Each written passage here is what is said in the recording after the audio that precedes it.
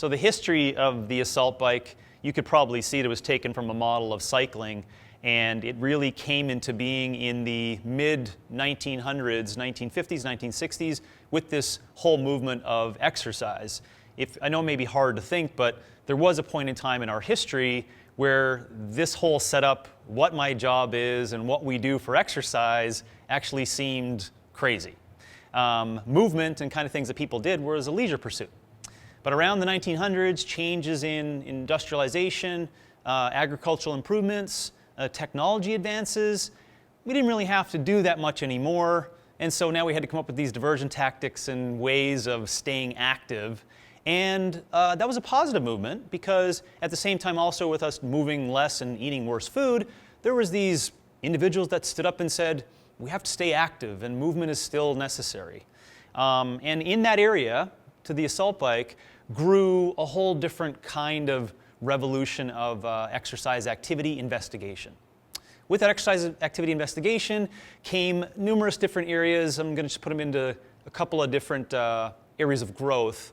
The body beautiful, the aerobic area, and performance. So doing it for sport, looking good naked and buff, and then sweating to the oldies, And so you can see that everyone was trying to get on board then with how could they deliver all of these different kinds of tools to the masses for this participation in this new movement with the aerobic scene and the bodybuilder, et cetera. So what you get is a plethora of machines and weights and concepts and cardiovascular machines.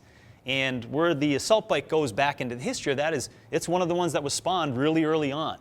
Now, because it's so damn hard, which you'll recognize in your practice and your delivery to other people, is that it didn't, I wouldn't say that it caught as much steam as something as simple as an elliptical trainer or a treadmill.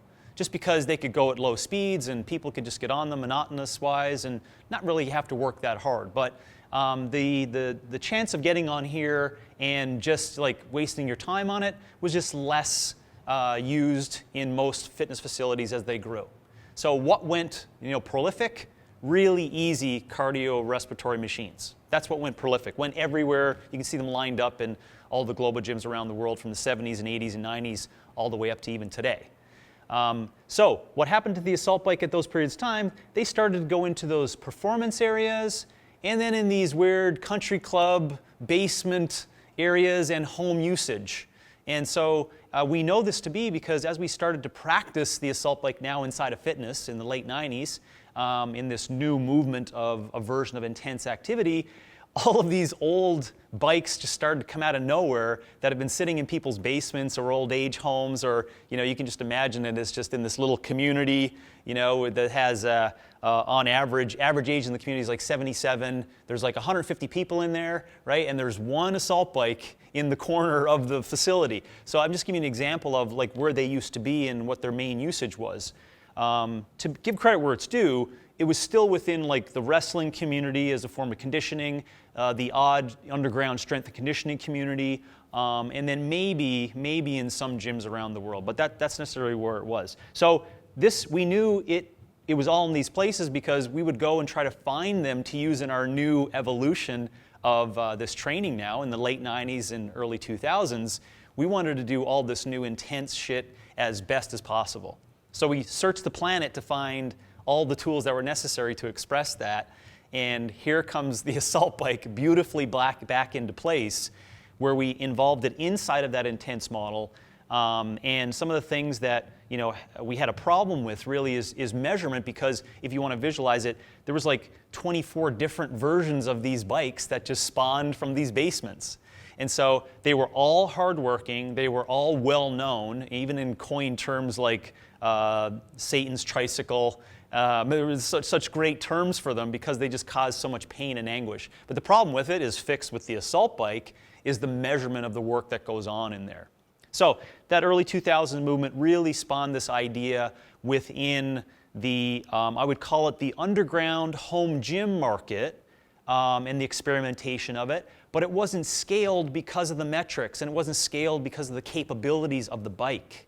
So we get into 2008, 9, 10, 11, 12 as this fitness arrangement around the world is starting to get understood. Now you get some really beautiful packaging of this scaled, consistent, metrics, mechanically efficient model of a bike that now can be done in fitness competitions because they're quantifiable and measurable, they're consistent, they're repeatable, and now they become valid so that we can not only use them as that beautiful, simple approach that we started with them on in the late 90s, but now we can start to, get it back into these fitness facilities where you have, 20, 30 people all on them at the same time doing the same kind of, I would hope, OPEX gain, pain, or sustain training.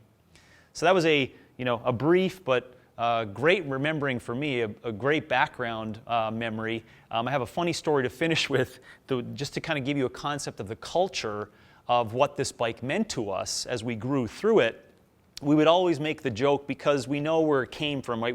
We always had this language that it was just birthed in a basement somewhere, that the assault bike would just, people would buy a home and, go down into the basement, and there would be nothing in the basement except the assault bike in the corner. It was just a bike that showed up, was just sitting there. No, honestly, we thought about these things because this is how we got them, right, when we were going asking people for them. So the funny part on it, and we grew, you can imagine we grew all these stories on it to talk about how painful it was, is that you would try to, it'd be like this, you'd try to sell the bike, right? You can imagine you'd try to sell the bike because it's so painful to you, and you'd put it in the back of your truck, and you're like, I can't sell it, I can't get rid of it, so I'm just gonna take it out to the country, right? And I'm gonna get as far out to the country, so it's not illegal, and I'm gonna throw it out of the back of my truck to the side of the road, right? And that bike had so much power that we would joke, by the time you got home, you'd be like, oh man, oh, whew, thanks so much, I got rid of that piece of shit. You would take your clothes off, you would go to the basement, and what would be sitting in the corner but the bike? The bike would just be sitting there laughing at you, waiting, just basically saying, you can't get rid of me that easily, right?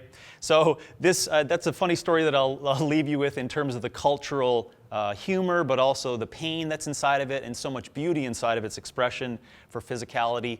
And hopefully that history allows you to appreciate what you're getting on when you're using this piece of machinery for the energy system training on the assault bike.